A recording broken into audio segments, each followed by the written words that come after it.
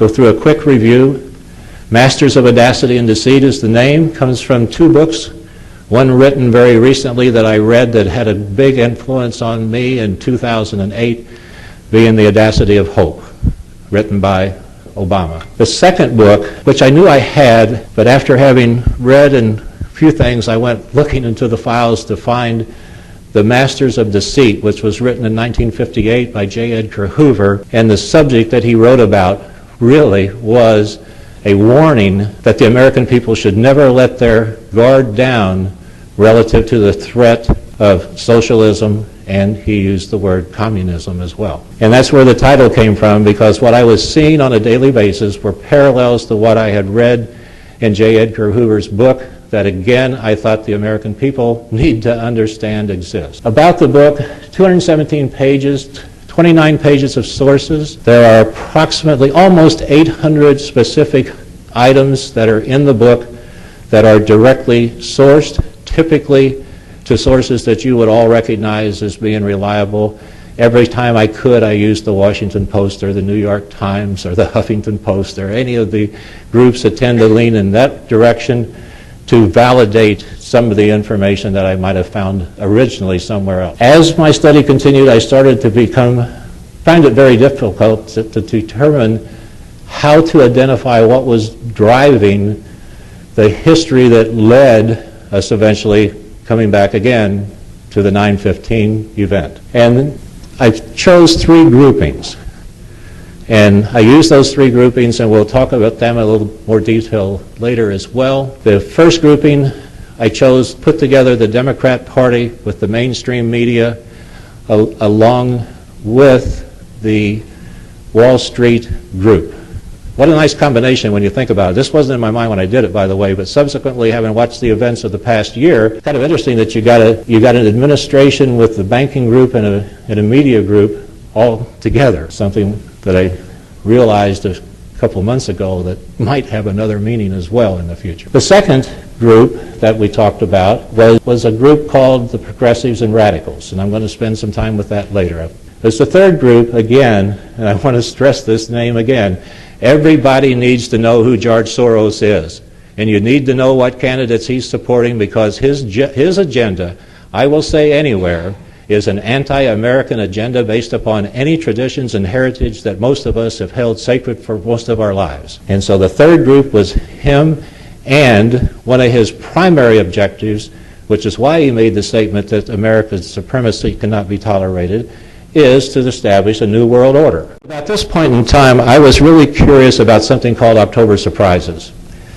And I reference a book rather heavily in certain sectors, particularly related to Soros, called Obama Unmasked, written by two people named Brown and Troxler. And in that book, they talk about some October surprise activities involving Soros.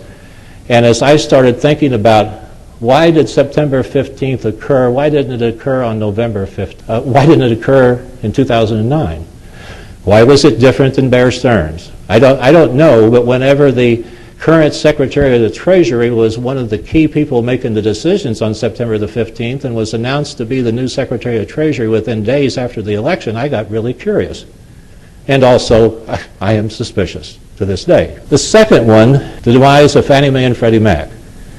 Now, this one developed over many years, and I'm going to spend a little time with it later, but I started initially thinking I could go back to 2000 and talk about what happened, so that caused the government to take them over in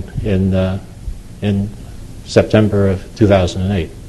Then I thought I got to go back to the 1990s. I got to the 1990s, and I had to go back further, and eventually I go all the way back to the 1960s again. And when it ties directly with the Clard Piven strategy, who were instrumental in creating an organization called ACORN. ACORN was a major factor leading to some of the housing problems, both from a street standpoint as well as a legislative standpoint. And all of that's covered in the book, but it's way too broad for today. But you'll see that covered chapter by chapter as we move from the 1960s right up to the demise of Freddie and Fannie, which when you think about it was really nothing more than a total nationalization.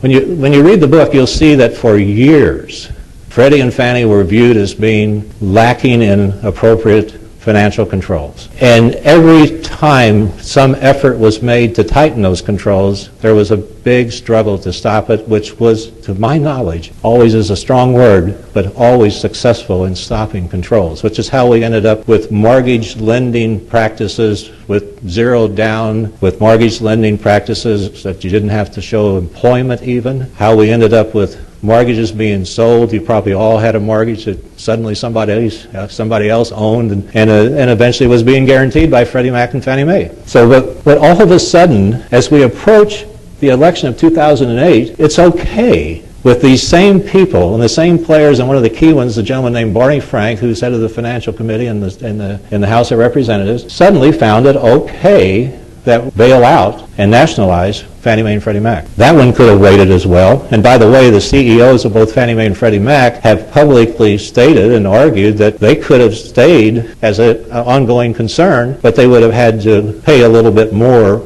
to get the money that they needed. Then the third one. Most of us never heard of the third one until actually a Pennsylvania representative named Ken Jaworski, in a hearing that was on C-SPAN, spoke about it. And that was the run on the money supply that occurred 3 days after September the 15th. Whenever, according to what Ken Jaworski says on the videotape, and I have it, and I think it's still on the internet, although some of these are gradually disappearing, then he said it would have been the end of our economic system and our political system as we know it. There's never been an investigation of what happened there. It's been basically left out of the media, and yet there is evidence that there was a special meeting held the night of September 18th, and the indication is that between the Secretary of the Treasury and the head of the Federal Reserve, that they took backstop positions that stopped the run by making guarantees and also doing some purchasing of their own. Quote the book, again, Obama Unmasked, and in that book the authors talk about talking to a George Soros insider who described an October surprise, and this is why I used October surprise, who described an October surprise that George Soros had been working on for years, and he knew what to do and when to do it to influence an election. The October surprise that's defined in this book that was published before September the 18th of 2008 is almost identical to the run on the currency.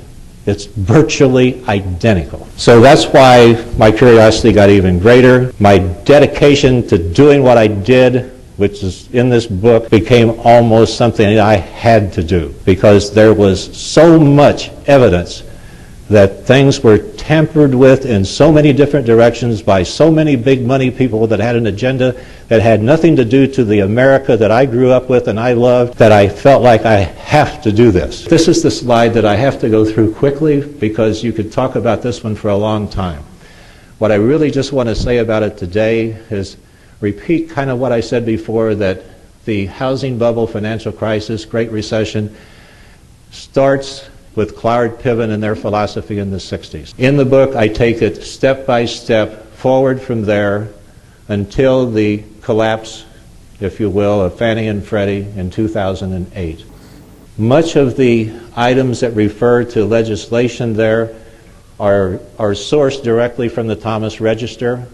Most of those, I would say probably all of them, before I accepted them and wrote them, I went to the Register and actually looked at the bill. The stuff was so unbelievable to me that I had to know for sure that what I had read in New York Times or wherever was in fact in the bills. So this is the sequence that led me to that top item that I commented on before, that the failed Bush policies didn't have a damn thing to do with Fannie Mae and Freddie Mac, in my opinion. In fact, the Bush administration consistently tried throughout their period of time to pass some legislation. Maybe they didn't try hard enough. They didn't force a filibuster in the Senate, because everything went down on party line votes constantly, and the way the Senate used to work, which I didn't know either, that if you don't, on a major bill, get some bipartisan support, you typically don't take it forward, and particularly if the filibuster is in play. So that's the big item that I saw, and I hunted for where Republicans